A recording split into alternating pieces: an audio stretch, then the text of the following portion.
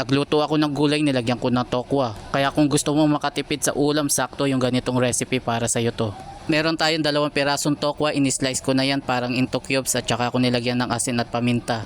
Nai-ready na rin natin yung sibuyas, kamatis at bawang. Meron din tayong bagoong, kung ayaw ninyo maglagay pwede rin namang hindi. Nahugasan ko na rin ng maigi yung mga gulay na ating iluluto. Nagpainit na rin ako ng kawali at mantika bago ko inilagay naman itong tokwa. Iprito lang natin to hanggang sa maging golden brown. Pagka ganito na yung itsura, pwede na natin hanguin.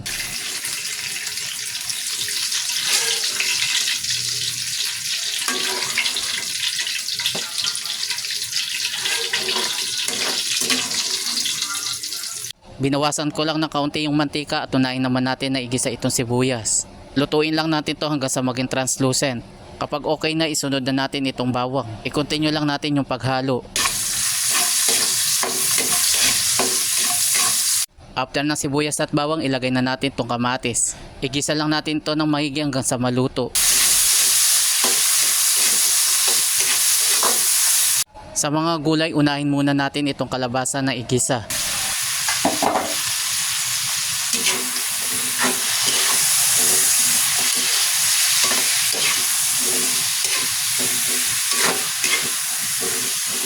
Pag okay na, pwede nang ilagay yung okra at sitaw. Ganon din yung gawin natin, pakagisa lang natin ng maigi yung gulay.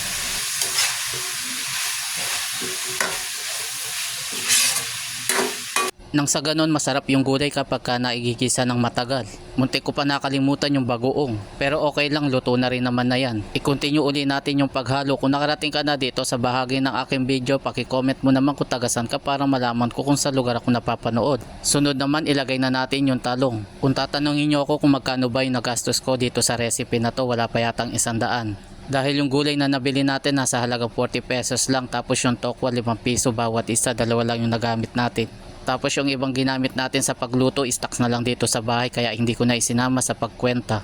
After natin na maigisa yung gulay, maglagay na tayo ng saktong tubig lang. At saka naman natin timplahan ng powder na paminta. Medyo damihan lang natin yung lagay para malasa. At i-continue uli natin yung paghalo at nang mag-mix yung inilagay natin na pampalasa. Kung nagustuhan mo yung ating recipe ngayon, paki-like and share mo naman para madami makapanood. Pakukuluan na lang natin to hanggang sa maluto na yung gulay. Takpan muna natin at balikan na lang natin mamaya. Shoutout nga pala sa mga bagong followers, ganun din sa mga nakapollow sa atin. Maraming salamat po sa inyo at syempre sa mga nag-share sa ating video. Haluin lang natin saglit since luto naman yung tokwa kaya sa huli ko na inilagay. At i-continue uli natin yung paghalo at pakukuluan na lang natin ito ng kaunti. Kung bago ka lang sa aking page, welcome nga pala sa iyo. At kung hindi ka pa nakapollow, paki-follow mo na lang ako para updated ka sa mga susunod. Maglagay lang tayo ng kaunting betchin. Kung meron kayong magic, pwede rin kayong gumamit at haluin lang muna natin para mag-mix ng husto. Or mag-balance yung inilagay natin na betchin. Dahil naglagay tayo ng bagoong, hindi na muna tayo naglagay ng ibang pampalasa kaya tikman muna natin kung sakto na ba. Okay na yung lasa. Paano mga lods, hanggang dito na lang muna at maraming salamat sa inyong panonood at suporta.